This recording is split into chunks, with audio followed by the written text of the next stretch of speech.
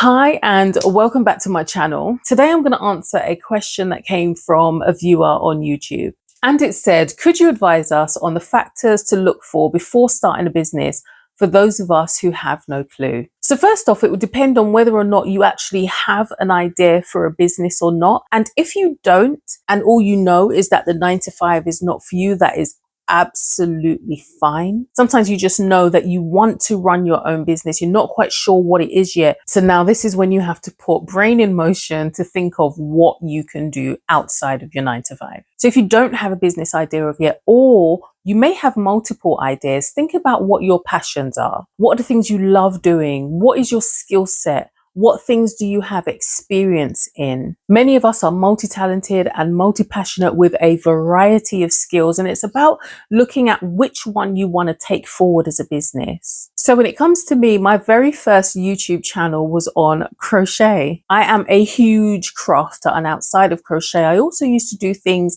like make costumes for carnival. And even though any one of those things, the crochet, the crafting, the costumes, could have become a business, I had to decide which of those things I really loved, which was a true passion and which was a hobby. Because one of the things I really liked doing was helping people. So over the years, I've helped people in their confidence. I've helped them advance in their career. I've helped them set up businesses. And I had to ask myself, which of these things do I want to get up every morning and do? Which would make me feel more fulfilled?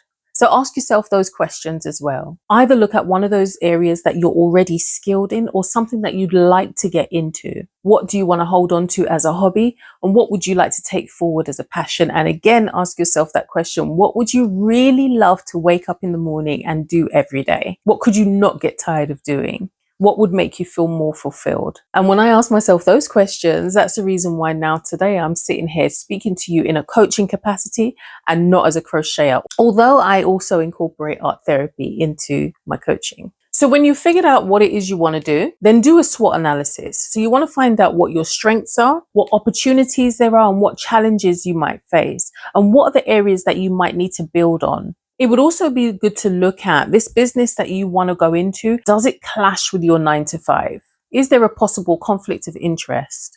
And if there is, it doesn't mean that you stop doing it. It means that you just may need to review how you do it. So for example, there was someone that I was working with and she was a counselor, but she also worked in youth offending. So she had to make sure that the pool that she was going to be getting her clients from would not be the same pool that would be coming through the doors of her 9 to 5, because you do not want that overlap. Sometimes these are the challenges that make people just throw it all up and think, oh, I can't do it because, the field where I have my expertise in is also the field where I'm working with, because obviously that's where you got your expertise, and it just feels that you can't strike out on your own, but you can. Sometimes we do have this notion that work owns us because, it might provide our mortgage and our rent and pay our bills, but we gathered that expertise for a reason. And why can we not use it in other areas? So do not make the fact that there may be a clash in what you want to do and your 9 to 5 stop you from pursuing your dreams. So when you finally figured out what it is you want to do, there's some further questions that you need to ask, like,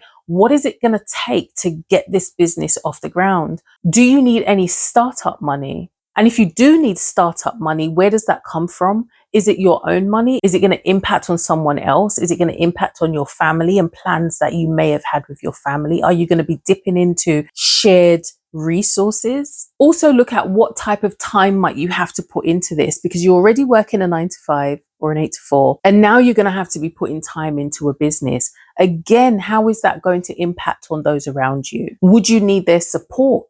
So it might be that you're going into this business and you might have young children. Who is going to help you with those children? Are you going to have to lean on family members or friends to get certain things done? And those are the times where you may have to have conversations with people and bring them on board with what you're doing, because if they're not, then there may be the added headache of, why are you doing this? Because now you're impacted on someone else's time. People don't always have to be 100% on board, but if what you're doing is going to impact on those around you, it's always always good to have that conversation. And sometimes you do have to have that conversation to kind of get them on side and understand what it is you're doing. But if they're not going to be on side and you know that this is something that you want to do, you'd have to set up your ways. But if you know that it might impact on those around you, or you might need their support, you'd have to have those conversations and look at how you can spread your time and how you can go about asking for that support and getting them to work with you. Because at the end of the day, what you're going to do, I'm sure, is going to benefit all of those around you. And if you're happy doing what you're doing, then that's the better place for you to be. The other things that you might need to look at is, are there any legal requirements for the business that you're hoping to go into?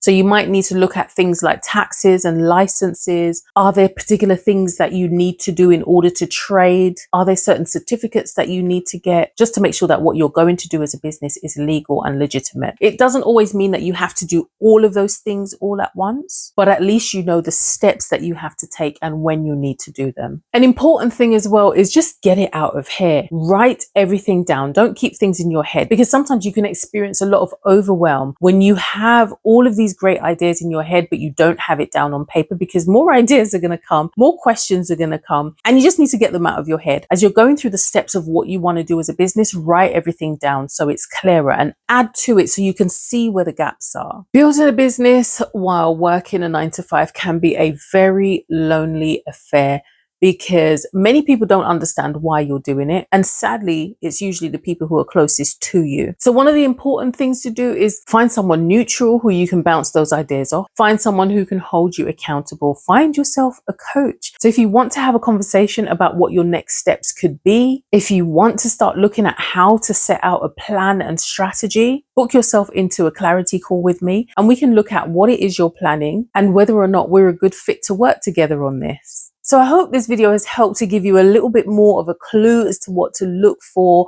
or look at before starting a business, and that you feel a little bit more confident that this is for you. Not all of us were built to be on this 9 to 5 train with the destination being retirement. So if you have that desire in you that you want to build a business, even though you're in a 9 to 5, don't give up. Everyone has their own journey. Everyone has their own vision. And many of the people who are telling us that we don't need to be doing this and why are you going through all of this, their vision is going up in their 9 to 5, getting their retirement and all of that kind of stuff. And that's fine, because that's their vision, but it's not ours. So do not give up just based on other people not being able to see what you see. Click the link below and book yourself into my calendar. Let's have a chat about what your next steps could be. Until the next video, bye.